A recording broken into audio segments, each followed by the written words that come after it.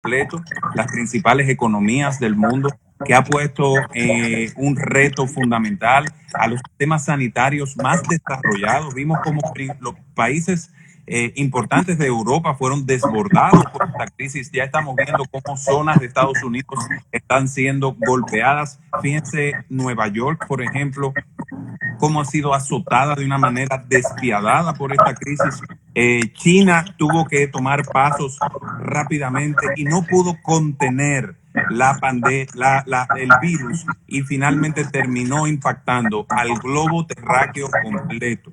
Es decir, no hay precedentes ni en esta generación ni en la anterior, y posiblemente en la anterior, es decir, en 3 generaciones, no hay precedentes de una crisis multidimensional como la que ha generado el COVID-19. Y yo creo que esto que ha ocurrido es, en esta conversación que iniciamos con Susana y que ahora estoy teniendo contigo, es parte de lo que debemos lograr en el marco de esta crisis. Ser resilientes, poder adaptarnos, hacer ajustes rápidos y utilizar las tecnologías para evitar que nuestro sistema colapse. Por eso el gobierno dominicano desde muy temprano comenzó a tomar medidas preventivas, paso a paso, sin fundamentalismos, y yo creo que esto es lo más importante, sobre la base de la evidencia, para primero tomar decisiones que económicamente no hirieran ni destruyeran los sectores productivos. Tomar decisiones que permitieran hacer los ajustes en un sistema sanitario que durante muchos años quizás no tuvo las inversiones necesarias, pero que gracias a Dios en los últimos años se logró hacer una transformación total casi de los hospitales dominicanos, lo que permitió tener una capacidad para poder gestionar, digamos, la primera etapa y parte de la meseta de la pandemia, y estableciendo medidas restrictivas, siempre sin olvidar la operatividad de los sectores fundamentales de la economía dominicana. Justamente tocabas el tema de las medidas que ha tomado el Estado Dominicano y hemos visto alrededor de estos días de cuarentena cómo de manera reiterativa el gobierno ha estado tomando una serie de medidas de forma paulatina, han ido creciendo y en definitiva todo el engranaje del gobierno dominicano. En este sentido, ¿cómo tú calificas las medidas tomadas hasta el momento y qué otras medidas tú entiendes que deberían de proponerse desde el seno del Estado Dominicano para hacer frente a esta pandemia? Mira, yo podría decir que son medidas difíciles, pero acertadas. Difíciles porque hubo que poner un freno total o casi un freno de un 80% de la actividad económica para lograr lo único que es la cura frente al coronavirus hasta que se logre desarrollar una vacuna, que es distancia social. Entonces, primero tenemos decisiones de tipo sanitario. Se habilitó y se dio un giro completo al sistema sanitario para poder atender la emergencia. Se interconectaron todas las plataformas hospitalarias, se organizaron los equipos, iniciamos con el Ramón de Lara, pero paulatinamente se fueron estableciendo otros centros en la medida que fue expandiéndose el virus. En el ámbito económico, se tomaron medidas de mucho impacto para lograr que la gente se mantuviera en su casa. Y yo creo que esto es una de las partes más importantes. Uno de los retos que tenía nuestra sociedad es precisamente que, parece que tengo que bajar un poco esto. Sí nos dicen. Porque hay un feedback. Ahora se escucha mejor, ¿verdad? Vamos a ver qué dicen. Ahí dicen que sí, o sea que podemos seguir. Ok. Entonces, se tomaron medidas económicas con 2 programas fundamentales. El programa FASE, dirigido al sector productivo y a los trabajadores, para llevar ingreso mínimo a los trabajadores para que pudieran mantenerse en casa, para que no perdieran sus empleos. Segundo, es decir, un efecto doble, un efecto que le ponía un alivio al empleador con la responsabilidad de pagar la nómina, pero que además llevaba un ingreso seguro al trabajador, que evitaba que ese empleador tuviera que despedirlo o cesarlo de manera definitiva. O sea, que tú entiendes que hasta el momento todas esas medidas han sido efectivas. Yo creo que han sido beneficiosas. El reto está en la implementación y sé que hay diálogos abiertos con las asociaciones empresariales para ir sobre la marcha ajustando las medidas para que puedan lograr el efecto original para el que fueron establecidos, principalmente con el tema de FASE. El segundo programa es el Quédate en Casa, que va dirigido a aquellas personas de mayor vulnerabilidad a través del Sistema Único de Beneficiarios, el SUBEN, con dos medidas fundamentales. Primero, aumentar la cantidad de beneficiarios de unas 800 y tantos mil familias a unas 1.600.000 familias y llevar el pago o la transferencia de unos 1.000 y tantos pesos del programa Comer es Primero a 5.000 pesos. El segundo componente es el que va dirigido a los más vulnerables, que son más de 300.000 personas, con una contribución adicional que llevaba esta transferencia a unos 7.000 pesos. El objetivo era sacar de las calles a esas personas que la mayoría, estando en la informalidad, no de otro modo saldrían a buscar esos recursos para poder comer. El segundo paquete de medidas, aparte de estos dos programas, son medidas de tipo monetaria para alivianar el costo financiero tanto del sector productivo como de los emprendedores, de las pequeñas empresas y de los dominicanos en sentido general, de todo aquel que tuviera un préstamo, una tarjeta de crédito. Y estas medidas monetarias se han venido profundizando. Esa es, digamos, una descripción general de las medidas tomadas por el gobierno para mantener a la gente bajo esta modalidad de distancia social y lograr poder controlar la pandemia. Rafael, tú estás corriendo a una candidatura a senador por el Distrito Nacional, una plaza definitivamente muy importante a nivel de cómo ejerce influencia en temas de propuestas y cómo ejerce influencia en el resto de las provincias y de los senadores. De cara a que este proceso de cuarentena ha sido tan difícil para algunas personas, sobre todo por las condiciones de viviendas en las que tienen o por las condiciones que tiene el sistema de salud, y considerando que el Congreso es quien aprueba el presupuesto anual y cómo se irá dividiendo esas partidas de presupuestos. En caso de tú ser electo, ¿cuál sería la prioridad que le darías a los temas presupuestarios y cómo estarían tus vinculaciones al respecto? Mira, yo creo que una prioridad fundamental, partiendo incluso de algo que queda demostrado en el proceso de expansión de este virus. Hay un elemento que es de los de mayor riesgo a la hora de que ocurren estas pandemias o cuando ocurren epidemias que afectan de manera considerable a una población. Y es el tema de precondiciones. En República Dominicana hay dos precondiciones que son esenciales y que ponen en alto riesgo a las personas frente al COVID-19 en particular. Me refiero a la diabetes y a la hipertensión. Eso se deriva de un problema estructural que hay en nuestro sistema sanitario, que es un sistema que fundamentalmente se concentra en la parte curativa, pero no en la parte preventiva. Y allí, para poder transformar esa realidad, es fundamental poner en marcha una verdadera estrategia de atención primaria en la República Dominicana. No solo con la expansión de los centros públicos de atención primaria, sino logrando que actores privados puedan ampliar sus operaciones. Y ya tenemos experiencia de cadenas de centros de atención primaria en República Dominicana privadas que se concentran fundamentalmente en medicina familiar y en monitorear aquellos aspectos que son los que más golpean a la salud de nuestra gente: hipertensión,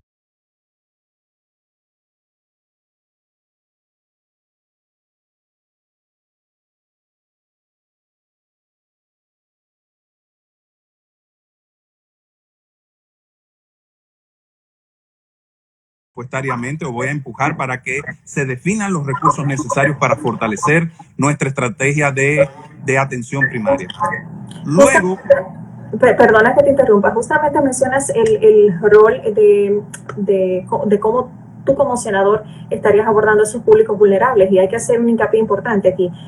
Tanto públicos como madres solteras, ancianos, son poblaciones vulnerables que en definitiva necesitan en este momento una atención especial. Y quisiera que, además de terminarme la idea que ya iniciaste, me cuentes de qué manera, desde tu rol de senador, tú garantizarías protección para esos grupos, porque es parte fundamental del legado que deja la senaduría de tener este apoyo y esta ayuda para esos grupos vulnerables.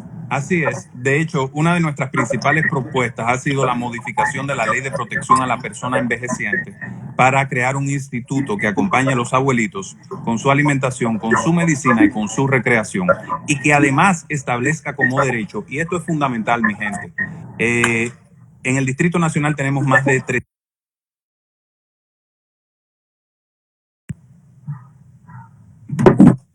Hay en el Distrito Nacional es superior al de otras locaciones de la República Dominicana. Es decir, se está envejeciendo el Distrito Nacional.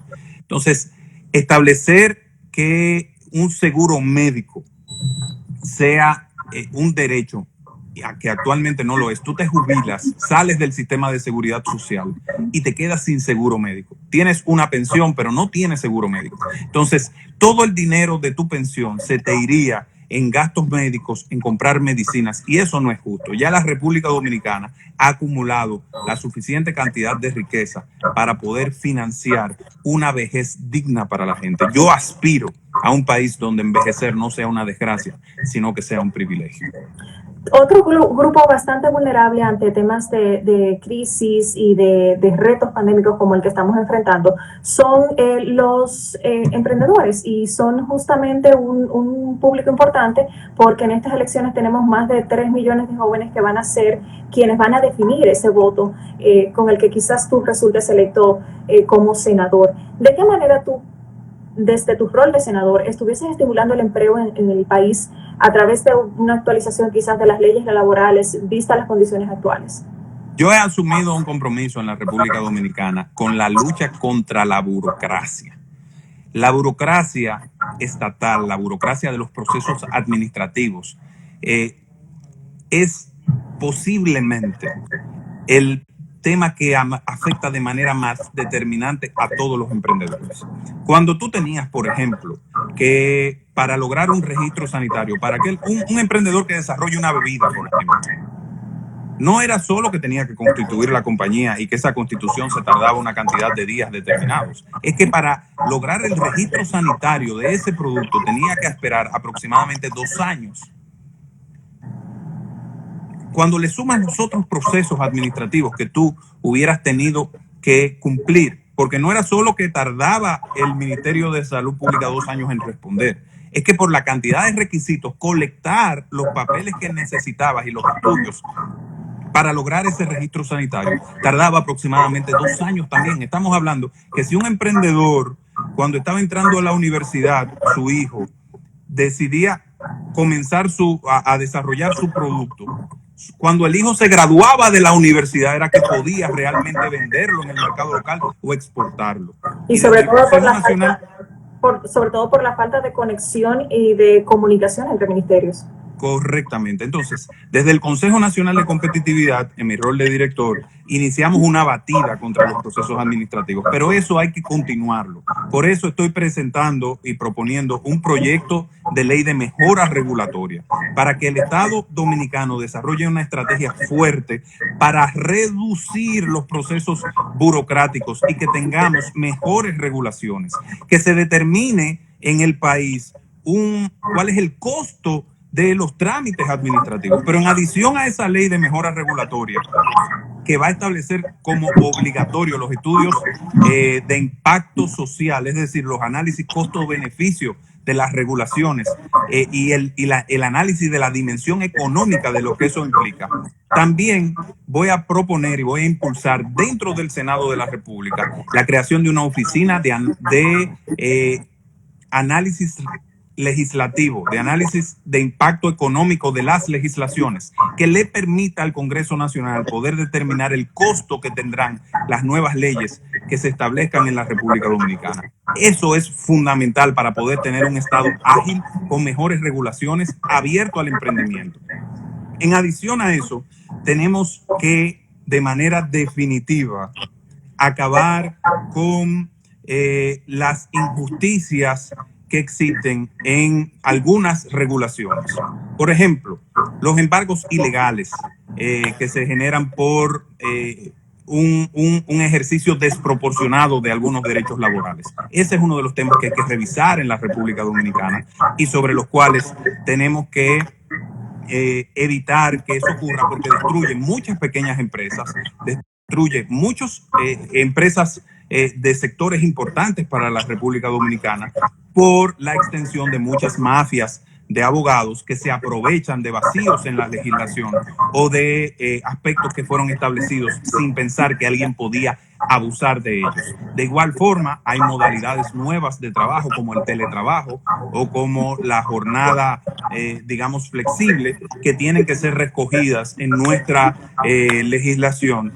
Y yo espero que haya una buena discusión entre el sector empresarial y el sector laboral en el espacio tripartito para acordar ese tipo de medidas que es el requisito que garantiza la paz social en la República Dominicana.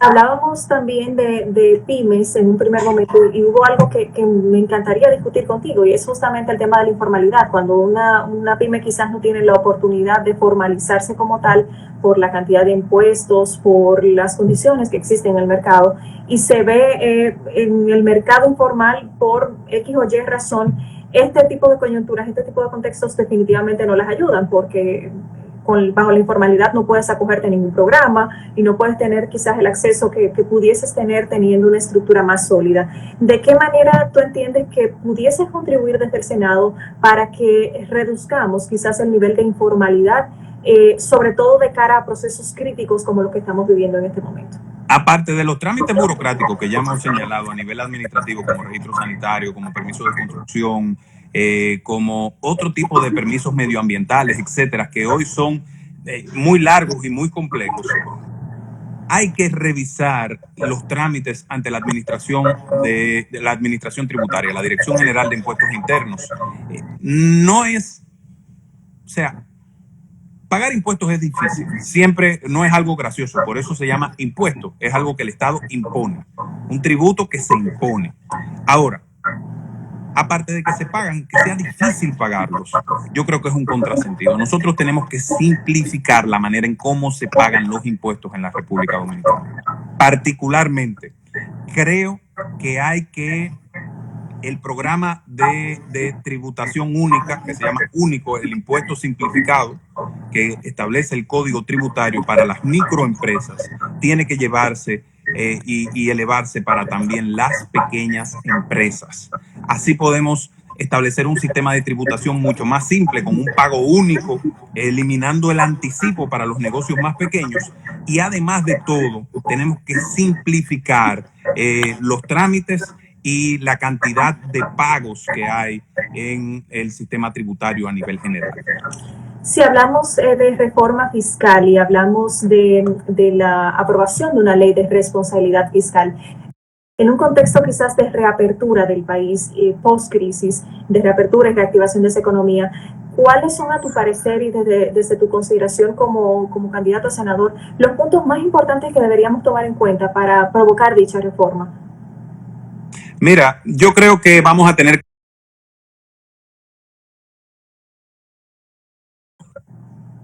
entendiendo lo siguiente. Nosotros tenemos el gran reto a partir de esta crisis del coronavirus de reactivar la economía dominicana y de insertarla, y esto es muy importante, mi gente, no es solo reactivar la economía dominicana, es que el orden económico mundial se va a transformar a partir del coronavirus. Hoy estamos viendo una situación que no tiene precedentes en la historia económica del mundo. Ustedes saben lo que es un barril de petróleo con un costo de menos 1.43. ¿Ustedes saben lo que significa eso? Que los productores de petróleo le están pagando a las personas para que se lleven los barriles de petróleo en el mercado de futuros y ellos poder reducir el inventario que tienen en sus almacenes. Porque el petróleo cuesta tan poco por la reducción de la demanda global, que a ellos les cuesta demasiado mantenerlo en sus almacenes y tendrían que detener totalmente la producción. Eso no tiene precedentes. Ya Henry Kissinger, en un artículo extraordinario sobre el impacto del coronavirus, decía que el orden mundial iba a transformarse a partir del coronavirus. Ya hay varios artículos publicados en medios internacionales sobre el fin del orden económico mundial como nosotros lo conocíamos. Entonces, la República Dominicana tendrá que insertarse en esta nueva economía, preservando sectores como los sectores fundamentales de la industria nacional, por ejemplo, los sectores agroindustriales o los agronegocios, y apostando y protegiendo industrias que van a tomar tiempo en volver a su nivel, como el sector turístico, pero aprovechando nuevas oportunidades. El coronavirus, por ejemplo, tiene unos impactos geopolíticos extraordinarios. Nosotros desarrollamos, y abro un paréntesis, una plataforma llamada Rafael Te Responde. Y parte del objetivo de esa plataforma fue conversar con especialistas de distintas áreas económicas, psicológicas, geopolíticas, a nivel político, a nivel de comunicadores. Y hablando con el doctor Iván Gatón, que es especialista en geopolítica, veíamos cómo esta conflictividad que existe entre Estados Unidos y China va a generar una reorganización de las cadenas de suministro a nivel global.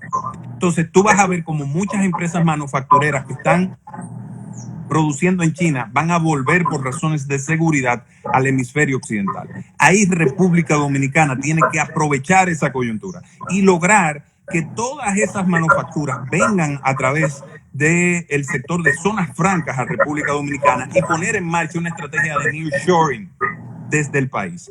Otra gran oportunidad en lo que hemos, y todo esto forma parte de lo que hemos denominado un plan de resiliencia económica para la República Dominicana, que incluye el sector manufactura, que incluye el sector agronegocios con agroindustria y producción agrícola, para convertirnos en un supermercado para las islitas del Caribe que van a quedar sin suministro de alimentos. Pero el tercer componente de todo esto es lo que denominamos las industrias, la industria naranja, las industrias creativas, con tres pivotes esenciales: cine, televisión y cultura, música y otras expresiones, donde República Dominicana rápidamente puede lograr captar recursos en divisas por la producción de cine, atrayendo las grandes producciones con nuestra ley de cine, produciendo televisión para el nivel regional. Ya tenemos el talento, tenemos la infraestructura y tenemos todo lo que se necesita. Lo único que hace falta es una buena ley de incentivos para la televisión. Y el tercer componente es la música, que ha ido sucediendo de manera natural. Aquí hay personas que subestiman, por ejemplo, las producciones de música urbana. Pero esa producción de música urbana del Alfa, de otros exponentes como, qué sé yo, el Lápiz, y otros como el Musicólogo, Rochi RD, etcétera, todos esos jóvenes están produciendo una cantidad extraordinaria de divisas para la República Dominicana a través de las economías digitales, a través de YouTube, por la cantidad de reproducciones que están teniendo de su música, de sus videos. Y tenemos que apostarle a eso. El cuarto componente de nuestro plan de resiliencia económica, y disculpa Sol que me extienda tanto, No, por favor, es lo que hemos denominado la industria 5.0 y la inteligencia artificial. Ya hay una gran parte de la economía global que se va a digitalizar y que ya ha venido digitalizando, y este proceso lo está acelerando con motivo de la era de la digitalización, de la cuarta revolución industrial, pero todo esto se acelera por el COVID-19. Fíjate cómo estamos conversando tú y yo en este momento a través de una plataforma digital. Vemos lo que pasó, por ejemplo, con House Party, con Zoom y con otras plataformas. La automatización de las industrias se va a acelerar con motivo de esto para hacer más resilientes las economías, y nosotros tenemos que tomar la delantera en esa industria. Ya hay empresas en República Dominicana como Intelisys, por ejemplo, de Chris Corsino, que están exportando software de la República Dominicana sin ningún tipo de estructura jurídica que incentive eso en el país. Yo soy un fiel creyente de que nosotros tenemos que atraer talento y capital a través de una ley de incentivos de la industria 5.0 y de la inteligencia artificial para desde las zonas como la Ciudad Colonial o Punta Cana o Jarabacoa generar hubs de producción de software y de programas que permitan que República Dominicana pueda aprovechar la revolución que va a ocurrir a nivel de economía digital. Hay muchísimas personas que quisieran irse a una isla del Caribe paradisíaca como la nuestra a producir software, por ejemplo. Vamos a traerla, vamos a generar un Silicon Valley en la República Dominicana. Yo creo en ese tipo de modelos y es atraer capital, es atraer talento, y con esa combinación de manufactura y logística, generando un hub en la República Dominicana, de agroindustria y agronegocios, de industrias creativas o economía naranja y industria 5.0 e inteligencia artificial. Viendo eso, tenemos el reto de rediseñar nuestro sistema tributario para estimular esos sectores y sobre todo establecer, porque vamos a tener que sacrificar las finanzas públicas durante esta pandemia. Vamos a tener que buscar dinero fuera, se va a aumentar la deuda pública y tenemos que transicionar a un modelo de mayor responsabilidad fiscal para el uso de los recursos públicos y de los incentivos que establece el Estado. Rafael, tú hablas de la reapertura de la economía y haces un excelente panorama de todo lo que pudiese conllevar en su momento y cuáles industrias, cuáles sectores sí o no. El estudio de McKinsey recientemente revela que para la reapertura de la economía, los países que más rápido van a poder rebasar esa curva van a ser países con suficiente capacidad de respuesta en un sistema de salud. Y justamente, ya que aspiras a una posición de senador, ¿cuáles iniciativas tú entenderías que puedes impulsar desde tu rol de senador para potenciar ese sistema de salud dominicano y que vaya en pos de la mejoría de todo el sistema, hacerlo de forma integral y que pueda ser lo suficientemente robusto, no solo para atender a esta pandemia, sino también para atender a posibles pandemias que se deriven de esta? Mira, aparte de los centros de atención primaria y de ampliar la red de atención primaria en la República Dominicana, hay zonas importantes del país que requieren inversión pública o inversión público-privada en centros hospitalarios de primer nivel, o de segundo nivel, pero de primera categoría.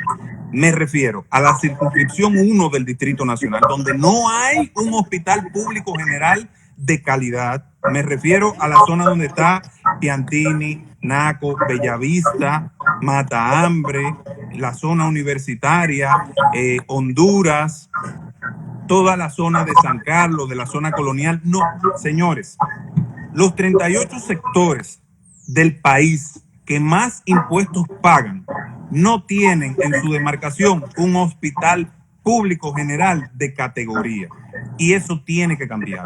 Nosotros necesitamos un centro hospitalario de calidad que permita que tú, Sol, que los miembros de ANGE, que todas las personas que vivimos en esta demarcación podamos acceder a un centro hospitalario de calidad de segundo nivel, como lo que va a ocurrir, por ejemplo, en la circunscripción 3 del Distrito Nacional con la Ciudad Sanitaria Luis Eduardo Aybar. El segundo punto donde se requiere una gran inversión hospitalaria, ya sea pública o público-privada, y abro un paréntesis para decir que aprobamos la ley de alianzas público-privadas en el mejor momento posiblemente, y eso va a hacer la economía dominicana mucho más resiliente porque va a permitir canalizar inversión privada, por ejemplo, a temas como este. La zona de Punta Cana, Bávaro, que es una de las zonas de mayor afluencia de turistas a nivel internacional, hace falta un gran hospital, una gran clínica que pueda dar respuesta a cualquier situación de salud que se produzca en esa zona. Entonces tenemos que ir de manera concomitante, atrayendo inversión, generando inversión pública, pero atrayendo también inversión privada para establecer sistemas con costos adecuados que puedan brindar servicios al sistema de seguridad social y que puedan atender a los públicos que hoy no tienen una cobertura de salud de calidad y una respuesta de parte del Estado, aún pagando los impuestos. Tú mencionas quizás la carencia de un hospital en el Distrito Nacional, sobre todo en esta demarcación de la circunscripción 1, pero también el distrito tiene una gran problemática y es el déficit habitacional. que se enmarca todavía aún más y coge un matiz mucho más dramático en momentos donde hay una campaña de quédate en casa y hay gente donde no tiene las condiciones de su casa. Y hablar de vivienda definitivamente es sumamente importante porque hablamos de la dignidad de la persona. Estamos hablando de dignificar, de darle un techo que es un derecho fundamental de todos los dominicanos y de todo el mundo. Y quisiera saber qué soluciones tú propondrías desde el Senado para abordar esta problemática de déficit habitacional. Mira, una de las acciones fundamentales para el plan de reconstrucción económica de la República Dominicana y reactivar nuestra economía es apostar al desarrollo inmobiliario. Vivienda económica o vivienda social que genera trabajo, que genera movimiento económico y que es una fórmula excelente para reactivar y calentar la economía dominicana. Pero en el caso del Distrito Nacional, tenemos una situación de injusticia en el tratamiento tributario que limita el desarrollo inmobiliario en nuestra demarcación, principalmente para los matrimonios jóvenes o para las personas que son de clase media. Una propiedad en los 92 kilómetros cuadrados llamado Distrito Nacional tiene por naturaleza un costo superior a la propiedad en cualquier otra demarcación del país. Es decir, un apartamento de 2 habitaciones de 145 metros en la provincia de Santo Domingo, en Santiago, en Bonao, en La Vega, tiene un costo muy posiblemente por debajo de los 7.9 millones de pesos. En el Distrito Nacional, esa misma propiedad te cuesta 15 millones de pesos. ¿Qué significa esto? Que una persona joven que está buscando un apartamento con esas condiciones no tiene el distrito como una opción para comprar su apartamento. ¿Y por qué se da esto?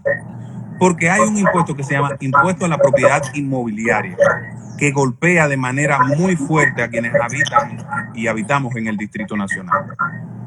Y yo estoy proponiendo que en el caso del Distrito Nacional, ese impuesto, la exención que es de unos 7.9 millones de pesos, sea elevada a 15 millones de pesos para poder reducir el costo de la vivienda en nuestra demarcación, que es la capital del país. El país no tiene más otra capital, solamente tiene una sola capital, que es el Distrito Nacional. Y yo creo que tiene que tener un régimen inmobiliario distinto al que tiene las otras demarcaciones del país. ¿Por qué? ¿Qué está ocurriendo en la práctica? Rafael, ¿eso tú lo planearías en una reforma fiscal? Definitivamente. Y lo plantearía dentro del marco de una ley que es fundamental, que es la ley de capitalidad, para definir el régimen del Distrito Nacional, que por la Constitución tiene un régimen distinto al de las provincias, porque es la capital del país. Pero en términos prácticos, cuando miras la ley de municipios, tienes el mismo tratamiento que tiene cualquier provincia de la República Dominicana. Hablemos entonces de seguridad social y sobre todo porque últimamente se ha discutido bastante el tema de que de los fondos de la ley, que como acceso y demás. Tú tendrías, si estarías en el Senado en este momento, ¿tú votarías a favor de que se modifique la ley de seguridad social para accesar a los recursos? Mira, yo creo que hay recursos acumulados del fondo que está diseñado para este tipo de situaciones, que es el fondo del Instituto Dominicano de Riesgos Laborales, las reservas técnicas que tenía el IDOPRIL. De ahí el gobierno dominicano tomó fondos, una parte de los fondos, todavía hay unos excedentes que pueden seguir siendo utilizados, pero los fondos de los trabajadores, tomarlos implicaría una expropiación. Y expropiar esos fondos implicaría que a futuro esos mismos trabajadores no podrían recibir una pensión digna como es la aspiración de la mayoría de los dominicanos. Yo creo que hay otros mecanismos de financiamiento que pueden ser explorados para acceder a los recursos que permitan mantener y ampliar los programas de asistencia social y de apoyo a los trabajadores que ha puesto en marcha el gobierno dominicano. Lo importante no es de dónde se tomen los fondos. Y porque hay toda una campaña dirigida a generar presión para que se diga, de ahí es que hay que sacar los fondos. No, lo importante es que se lleven las soluciones a los trabajadores. Y hay muchas opciones como financiamiento externo, como bonos, como facilidades de organismos multilaterales. Fíjense lo que hizo ahora la Reserva Federal de los Estados Unidos. Abrió una línea de crédito de entre 1.000 y 3.000 millones de dólares para el gobierno dominicano para poder financiar esta situación. Entonces, vamos a tomar decisiones que sean sensatas, que sean equilibradas. No afectemos la sostenibilidad a futuro por presiones del día de hoy. Eso es lo que yo creo. Si continuamos abordando en temas de iniciativas de seguridad social, y veo que es un tema que te apasiona bastante, por lo visto, ¿qué otras iniciativas tú entiendes que serían beneficiosas, que darían un respiro a la República Dominicana en materia de seguridad social, de seguro médico para la población, en momentos no solo de pandemia, sino también más allá, cuando todo esto pase? Porque sabemos que cuando ocurre una crisis tenemos un 85% de probabilidad de que vuelva a ocurrir una mayor. Entonces, ¿de qué manera tú evidencias otras iniciativas que pudiesen colaborar para robustecer el sistema de seguridad social? Bueno, es una combinación de acciones. Hemos planteado lo del seguro médico por derecho para las personas de más de 65 años que se jubilan del sistema de seguridad social, la estrategia de atención primaria que va a permitir fortalecer el seguro familiar de salud y los niveles de salud de nuestra gente. Y además de eso, creo que es fundamental seguir fortaleciendo la institucionalidad del sistema. Yo vi con muy buenos ojos la creación o el fortalecimiento de la tesorería de la seguridad social, de la Dirección de Defensa de los Afiliados, que resultó de la última modificación que se hizo recientemente a la Ley de Seguridad Social, donde finalmente se le da autonomía a la DSS. Entonces, vamos a seguir transitando el camino de fortalecimiento de la institucionalidad de la seguridad social. Vamos a reservar los fondos para lo que han sido creados. Vamos a darle derechos a personas que deben tenerlo y que se lo han ganado. Señor, usted no puede pasarse 25 años trabajando, contribuyendo a un sistema de seguridad social, y cuando usted pasa a retiro, no tener por lo menos un seguro familiar de salud con coberturas mínimas. Entonces, y vamos a trabajar con atención primaria. Esa es mi visión general sobre esto. Ahí veo muchos seguidores dándote un approach bastante positivo en relación al sistema de todo lo que propones de seguridad social. Y quiero rápidamente retomar un tema. Perdón, Sol, y yo quiero, los amigos me han escuchado hablando mucho del tema de los ancianitos, y eso tiene una razón fundamental. No es, a mí me criaron mis abuelos. Cuando yo llegué a las manos de mi abuelo, él tenía 73 años y yo tenía apenas 6 meses. Fue mi mejor amigo y fue quien me crió, él y mi abuelo. Y yo tengo una deuda de gratitud con los envejecientes. Por eso tengo una posición tan fuerte con estos temas que tienen que ver con los adultos mayores. Y bueno, son un público bastante vulnerable en este tipo de situaciones, y vemos un sinnúmero de causas sociales y de iniciativas que no tienen absolutamente nada que ver con política, que en este momento están dando su espaldarazo a estas comunidades vulnerables, y de verdad que extendemos en este momento y hacemos un paréntesis para hacer esa felicitación especial a plataformas sociales que están dando ese respaldo a ancianos que no tienen en el día de hoy con qué comer y que se encuentran en estado de riesgo por esta pandemia. Y qué bueno saber que posibles candidatos y también aspirantes a senadores y otras posiciones tienen el tema de la vulnerabilidad de los ancianos tan de la mano. Tú mencionabas financiamientos bilaterales, y yo le voy a agregar multilaterales. ¿Tú estarías como senador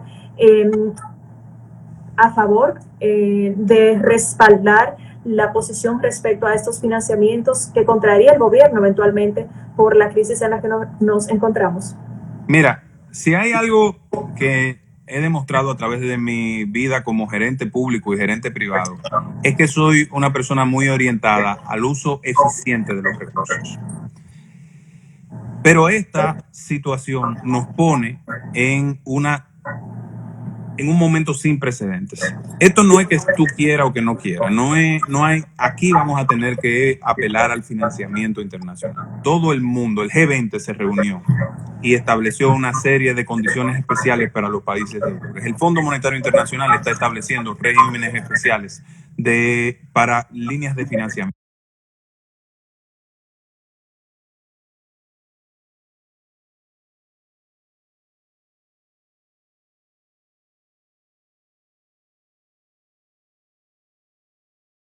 Rafael, muy importante ahí en caso de resultar electo senador, porque tú vas a tener que fiscalizar todas las acciones de este poder ejecutivo y vas a tener que mirar cuáles serían esas condiciones bajo las cuales tú sí estarías a favor de que se utilicen alianzas y cooperación internacional. ¿De qué manera? O sea, ¿cuáles son esos requisitos con los que tú sí estarías de acuerdo con que se den? Porque Lo primero que yo voy a hacer, ¿qué tú harías?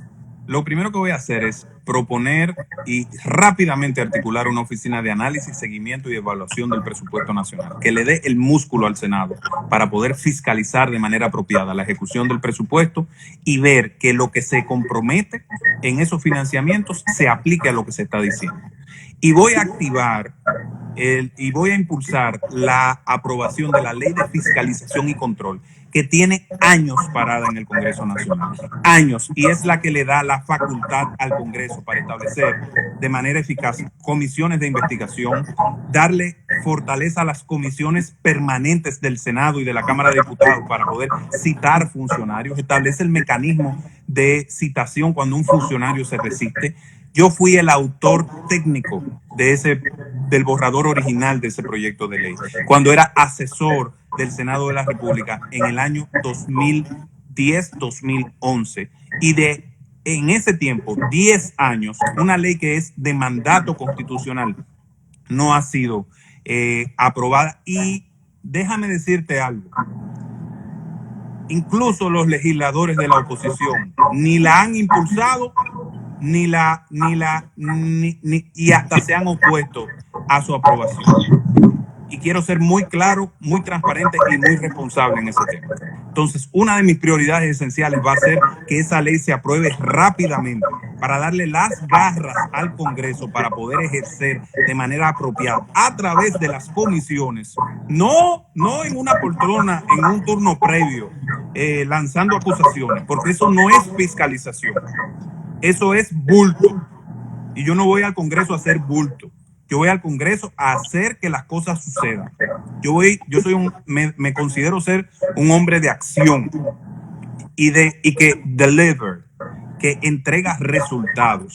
Sobre esa base he construido todas mis gestiones, tanto públicas como privadas, y a eso voy al Congreso Nacional. El que me conoce sabe que cuando ejerzo una función lo hago con responsabilidad, lo hago con energía y lo hago con verticalidad, y a eso voy al Senado de la República. Rafael, es inevitable tras tu respuesta abordar el tema de la ley de responsabilidad fiscal y cualquier otro mecanismo de transparencia que pudiese utilizar el Congreso. Tú, en rol de senador, ¿qué harías al respecto?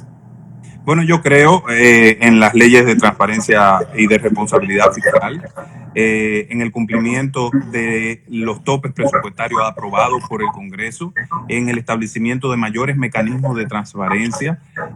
O sea que esa ley de responsabilidad fiscal cuenta con todo mi respaldo. Obviamente, en un contexto como este, el tema de los topes, de los déficits y todo eso, hay que revisarlo para ajustarlo a esta realidad que vamos a ver a partir del coronavirus. Retomando esta pandemia que estamos viviendo y bueno, pues viendo la importancia que tiene con el control migratorio, considerando que nuestra ley de migración es del año 2004 y que la Estrategia Nacional de Desarrollo contempla su actualización, desde el Senado, ¿qué tú harías al respecto en relación a establecer medidas que contribuyan al fortalecimiento de la migración o a las medidas que vayan a fortalecer el control migratorio para evitar posibles crisis a largo plazo de esta pandemia? Mira, yo creo que la República Dominicana tiene que lograr dos cosas. Primero, reducir la presión de la actividad productiva atrayendo migrantes extranjeros de baja calificación, y para eso es fundamental promover la automatización tanto de los sectores agrícolas como del sector construcción, que son los que mayores presiones migratorias podrían generar según los datos oficiales, o los que mayor presión migratoria generan. Entonces yo apostaría a la automatización de esos sectores a través de incentivos particulares. Y lo otro es sellar nuestras fronteras. Nosotros tenemos que crear un cordón económico fortalecer la infraestructura de la frontera dominicana, la frontera de tierra, la frontera terrestre, o algunos la llaman frontera dominico-haitiana, pero la frontera que es nuestra es la que está desde la ¿verdad? Y esa es la que tenemos que fortalecer y establecer puestos de control como ha estado haciendo las Fuerzas Armadas, que ha hecho un gran trabajo. Tenemos que invertir en esa carretera internacional porque hay que interconectar la parte sur y la parte norte de los pueblos fronterizos para reactivar su actividad económica y crear un cordón social y económico que evite la entrada de migrantes. No puede seguir siendo tierra de nadie algunas partes de la frontera. Yo creo en el control estricto de la frontera, en la defensa del territorio nacional, en la defensa de los valores dominicanos y en crear las condiciones para que sean los dominicanos los que se beneficien de la actividad económica en la República Dominicana. Pasando al tema de trabajo, tú hablabas al principio de que esta pandemia nos ha reinventado, nos ha hecho entender de múltiples maneras cómo podemos ser creativos. Los dominicanos somos por naturaleza muy creativos. Los empleados hemos pasado de un proceso de estar inmersos en una oficina al teletrabajo y hemos abordado todos los mecanismos y herramientas posibles para utilizar desde plataformas digitales hasta los smartphones para poder comunicarnos, para poder cumplir con nuestras responsabilidades. Pero tenemos una ley laboral que tiene temas pendientes. Y yo quiero irme y aprovechar esta parte contigo para entender tu posición como aspirante al senador, para entender de qué manera nosotros pudiésemos estimular a través de una actualización de las leyes laborales y si pudiésemos considerar el teletrabajo como una nueva modalidad. Yo creo mucho en el teletrabajo y en la jornada flexible. Las principales empresas a nivel global la están utilizando, empresas de ventas. Obviamente hay empresas que necesitan, que no tienen las condiciones para poder implementar en un 100% el teletrabajo, empresas industriales, etcétera, que lo podrían establecer otras modalidades una vez se automaticen. Pero yo creo que hay una gran parte de la economía dominicana que es fundamentalmente servicios, donde el teletrabajo y la jornada flexible pueden incluso contribuir a elevar los niveles de productividad. Aquí se pierde muchísimo tiempo en tapones, se pierde muchísimo tiempo yendo de un lugar a otro, se pierde, o sea, la movilidad a veces afecta en muchos casos la productividad. Entonces, definitivamente hay que revisar la legislación laboral con ese propósito. Obviamente hay que proteger, y siempre digo esto, tenemos que cuidar los derechos adquiridos de los trabajadores, evitar modalidades de trabajo que puedan convertir el trabajo en un trabajo precario, sin derechos suficientes que digamos, le den una condición de bienestar al trabajador, pero hay un gran campo de cosas que se pueden hacer. Yo soy un gran creyente en el diálogo tripartito y en las reformas que resultan del acuerdo entre empleador, trabajador y Estado, y que llegue al Congreso blindado con ese nivel de acuerdo para simplemente darle apoyo y lograr que ese acuerdo se concrete en favor de la economía dominicana, de los trabajadores y del futuro económico del país. Nos dicen que hay un ruido en el live, pero vamos a ver, Rafael, sí, yo estoy bien por acá. ¿Nos escuchan bien todos? Sí. Y mira que hablando de teletrabajo, hemos tenido la oportunidad incluso de conectar de manera más eficiente y, como bien apuntabas, utilizar estas herramientas para hacer esos acercamientos. ¿Tú has tenido la oportunidad de trabajar con tu equipo en este momento de cuarentena con el teletrabajo? ¿Cómo ha sido la experiencia? Cuéntanos un poco cómo hace un político en este momento.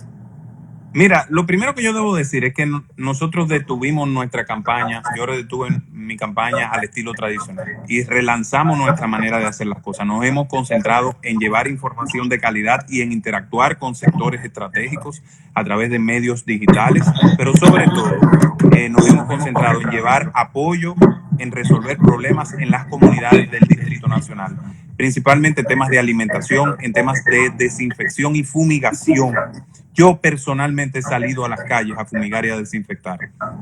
Y con mi equipo de trabajo, esta ha sido la dinámica. Plataformas como la de Zoom es la que utilizamos para hacer nuestras sesiones de trabajo. interactúo con los coordinadores en el territorio a través de lives, desde Instagram, desde Facebook, y esto nos ha llevado a digitalizar completamente nuestras acciones. Yo creo mucho en lo digital, en la innovación, y esta difícil situación del coronavirus nos ha llevado a mejorar nuestras capacidades, a aplicar tecnologías y hacer una combinación entre lo presencial con las debidas normas de seguridad y lo digital para garantizar un contacto permanente. Rafael Te Responde se denomina nuestra plataforma.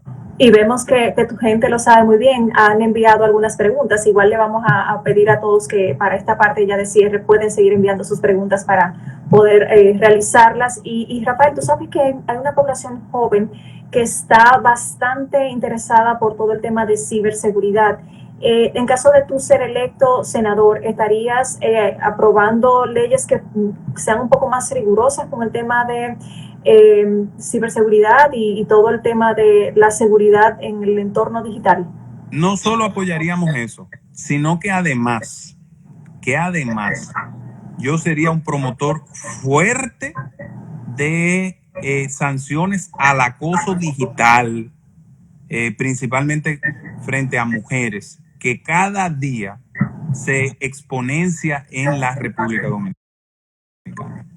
O sea, aparte de los delitos típicos generados por temas cibernéticos, ataques al sistema financiero, a plataformas de empresas, robos de secretos, clonación de tarjetas de crédito, líneas de crédito, etcétera. El tema de la seguridad individual a través de medios electrónicos será una de nuestras prioridades. Tú sabes que Álvaro, uno de nuestros seguidores, nos ha reiterado, por favor, tu posición acerca de los fondos de la AFP y los trabajadores. No quisiera dejarlo sin que tú vuelvas nuevamente a darle una perspectiva, porque parece que se conectó reciente. Y Álvaro, hay muchos lugares donde buscar esos fondos, muchos lugares, y no necesariamente sacrificar las pensiones de los trabajadores. Yo creo que tenemos que entender lo que es el sistema de seguridad social, el fondo para riesgos laborales y para situaciones como estas en ese fondo. Entonces no quiero que por una urgencia que hoy puede ser cubierta con otras fuentes, con otras líneas de crédito, tengamos que sacrificar las pensiones de los trabajadores, cuando se puede llevar comida a la mesa de la gente, llevar beneficios a las mesas de los trabajadores sin necesidad de sacrificar esos fondos. Rafael, nosotros tenemos una cantidad innumerable de público joven, de gente que tiene sus empresas y que ahora mismo está colapsando y no solamente físicamente, económicamente, sino también emocionalmente, porque para una persona, para un emprendedor, para una persona que tenga su empresa y sea joven, este tipo de pandemias no estaban escritas en el librito y estamos reinventándonos, como bien has apostado. ¿Qué mensaje tú le darías y qué promesa tú harías como senador para esta población joven, empresaria, que está hoy atravesando esta situación? Miren, a los emprendedores, a los pequeños empresarios y a todos en sentido general, cuentan con mi trabajo incesante, con mi conocimiento y con mi preparación. Yo conozco cómo funciona la economía. Yo sé lo que hay que hacer para reactivar los sectores del país. Tengo la experiencia pública y privada y he demostrado que soy un hombre de acción, de trabajo y de resultados. Voy al Senado de la República a hacer que las cosas sucedan, no simplemente a plantear palabras vacías, no a montarme en olas mediáticas, a hacer que las reformas ocurran, a crear los consensos que se necesitan. Vamos a una etapa muy difícil del país, donde se necesita cabeza fría, capacidad de concertación, capacidad de construir mayorías y de combinar intereses complejos. Y yo tengo la experiencia, la capacidad, lo he hecho con honestidad y con transparencia. Y a eso voy al Senado de la República, a servirte con acciones, con trabajo y con resultados. Tú sabes que uno de nuestros usuarios nos preguntó hace un ratito, cuando empezaste a responder, sobre la balanza comercial actual. ¿Qué leyes tú impulsarías para repotenciar y hacerlas resurgir luego de esta post-crisis? ¿Cómo tu posición en el Senado? Bueno, yo he planteado la estrategia, mi plan de resiliencia económica, que se concentra en esos 5 sectores que he planteado: el sector agronegocios y agroindustrias para suplir la demanda de alimentos de la región, fundamentalmente del Caribe, sin olvidar los otros mercados; convertir a República Dominicana y hacer las reformas para que ocurra en un hub logístico, porque tenemos todas las condiciones, tanto a nivel aéreo como a nivel marítimo. El tercer componente tiene que ver con captar toda la reubicación de esa manufactura de capital norteamericano que estaba en el sudeste asiático y estaba en China y que va a venir al continente. Las industrias creativas, es decir, las industrias naranjas, con la ley de cine, una ley de televisión que es fundamental, y el apoyo a la música y la cultura en sentido general como fuente de generación de riquezas. Y cuarto, los sectores de alta tecnología, industria 5.0 e inteligencia artificial, para atraer capitales y atraer talento. Y todo eso va a contribuir a generar resiliencia económica y diversificar las fuentes de ingresos en dólares para el país.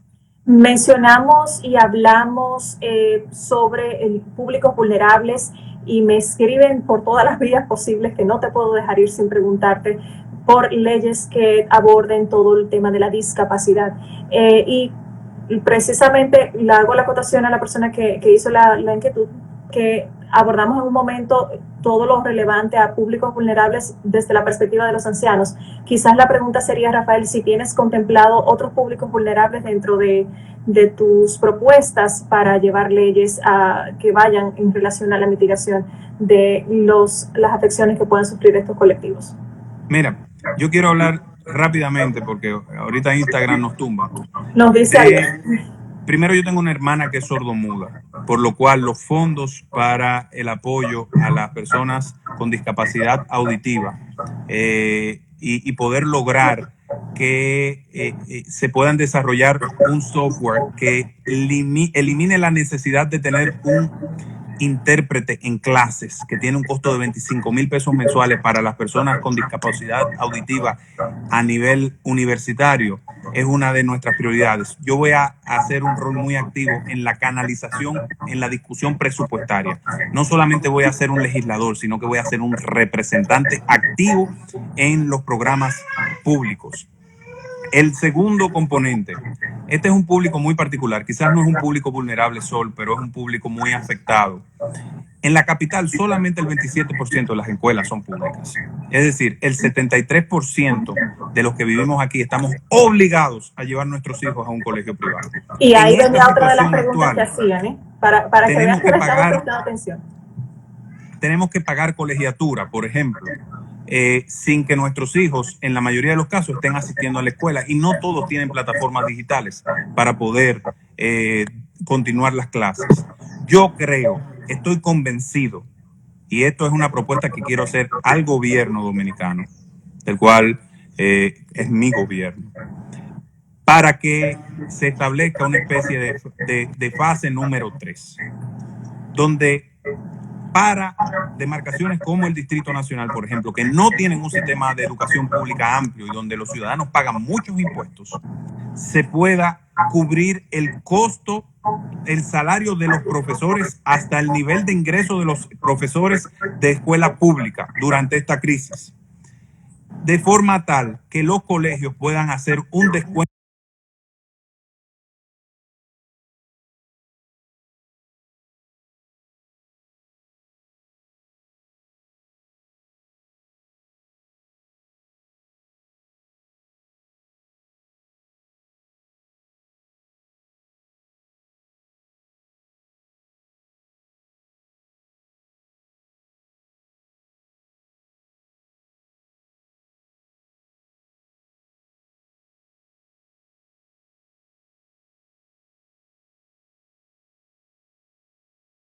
la propuesta de llevar al Congreso un fase 3, que sería una forma de mitigar los esfuerzos que se están realizando para el pago de las colegiaturas, sobre todo en este contexto de pandemia que estamos viviendo.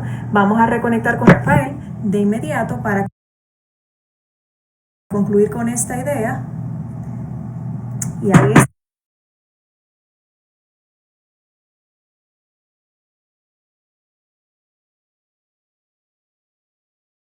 retomamos Instagram, definitivamente nos está diciendo bye bye, pero sí quedamos con la idea de un fase 3. Cuéntale a la gente de qué se trata y vamos a retomar la idea por ahí. Vamos a hablar claro. Los padres del Distrito Nacional, principalmente, que son los que tienen que pagar colegios, están al grito. Entonces, los colegios con justa razón dicen, pero yo tengo que seguir pagándole a los profesores, que también son padres y que también tienen una economía. Entonces, los padres del Distrito Nacional pagan muchísimos impuestos. Entonces, el Estado está cubriendo la nómina de profesores de todo el sistema público que impacta al país entero, pero en el caso del Distrito Nacional, los padres de clase media no tienen la posibilidad de tener un colchón. Entonces, yo quiero proponer un fase 3, donde el Estado asuma el pago de los profesores de los colegios privados hasta el tope de pago de los profesores de escuela pública, que están ganando muy bien, hasta 50 y tantos mil pesos, que pueda garantizar el ingreso de los profesores privados, pero que le permita al colegio poder descontar estos meses de colegiatura, que los padres que están cesados, muchos en sus trabajos, que se quedaron sin ingresos como emprendedores y están sobreviviendo por la reducción de las tasas de interés, puedan eximirse de ese pago que puede afectarles muy sensiblemente en su economía familiar. La educación en el Distrito Nacional es el tercer costo de una familia. Entonces, para mí, el tema educativo es una prioridad fundamental y yo quiero trabajar en ese sentido, crear un régimen donde los padres también de clase media reciban algún tipo de beneficio o de compensación cuando tienen que pagar colegiatura privada. Esa es una de mis prioridades fundamentales, porque la educación va a ser y es fundamental para que la República Dominicana pueda insertarse de manera efectiva en lo que será la nueva economía global a partir del coronavirus. Muchísimas gracias, Rafael, por tu tiempo. De verdad que pedimos disculpas por los inconvenientes técnicos presentados al principio, pero en definitiva ha sido un grato placer conversar contigo, entender y escuchar tus ideas para la Asociación Nacional de Jóvenes Empresarios, todas estas inquietudes, responderlas con una persona de tu nivel, en definitiva es un grato placer, es un privilegio y de verdad que nos sentimos muy edificados. A todas las personas que nos siguieron, muchísimas gracias. El chat está reventando, Rafael, has provocado una locura. De verdad que muchísimas gracias a todas las chicas que te mandan piropos porque lo están haciendo y que sigan en contacto, que sigan en esta plataforma que la estamos haciendo para llevar respuestas, para entender cuál es la dinámica de pensamiento de los líderes políticos de la República Dominicana y sobre todo para ampliar el espectro de nuestro propio pensamiento, ver un poco más allá, porque como bien apuntabas al principio, esta es una pandemia que es responsabilidad de todos, que nos ha costado a todos algún nivel de sacrificio y que como pueblo dominicano impresionantemente fuerte que somos, vamos a salir adelante.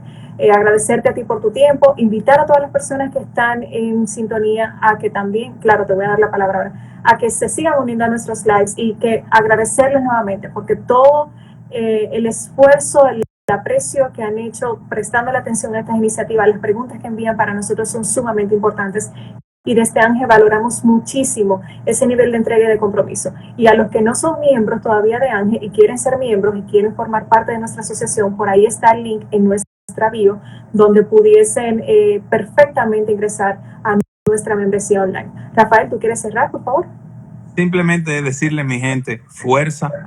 Yo estoy convencido de que en unión los dominicanos vamos a superar esta difícil situación, esta crisis sin precedentes. Fuerza, corazón, valor. Este es un pueblo maravilloso y tú eres parte de este pueblo maravilloso. Quiero felicitarte por los sacrificios que has hecho, por la disciplina que has tenido y pedirte que aguantes, que vamos a salir de esto. Que en mí tienes un amigo y tienes una persona que va a trabajar, que va a generar resultados y hechos para que nuestra vida vuelva en la medida de las posibilidades a la normalidad. Que este no es momento para divisiones, este no es el momento de luchas políticas políticas, de luchas partidarias, de confrontaciones ni de acusaciones. Este es un momento de trabajo, de unidad, de respeto y sobre todo de solidaridad. E invitarte también a que si no escuchaste muchas de nuestras propuestas, entres a nuestra página www.rafaelpazsenador.com y ahí vas a poder conocer de manera amplia nuestra visión, nuestras propuestas. Mi compromiso es trabajar y hacerlo con transparencia, con amor y con valentía. Lo escucharon, Rafael Paz, candidato a senador por el Distrito Nacional.